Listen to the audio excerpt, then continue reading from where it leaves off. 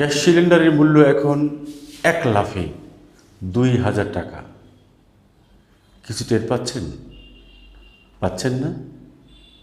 আচ্ছা, ঠিক আছে।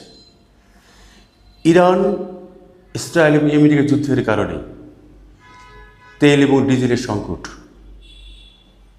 এই সংকট আরও প্রকট হচ্ছে।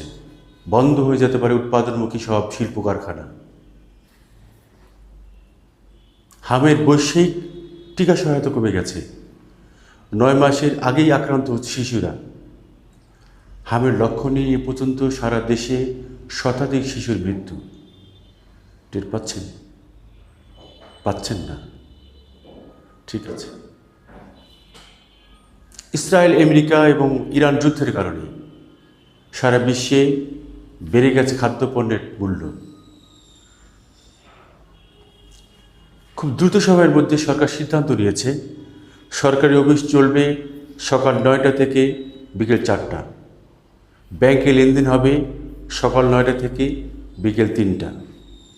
দোকানপাট, শপিং মল বন্ধ হবে সন্ধ্যা 6টার মধ্যে। বিয়ে বাড়ি, উৎসবে কোনো আলোকসজ্জা করা যাবে না।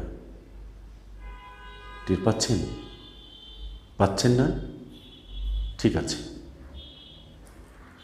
দেশ জুড়ে হঠাৎ পয়লা বৈশাখের আগেই, গ্রীষ্মের আগেই শুরু হয়েছে তীব্র তাপদাহ। আবহাওয়াবিদরা বলছেন এটি আরও তীব্র হবে। টের পাচ্ছেন? পাচ্ছেন না? ঠিক আছে, টের পাবেন।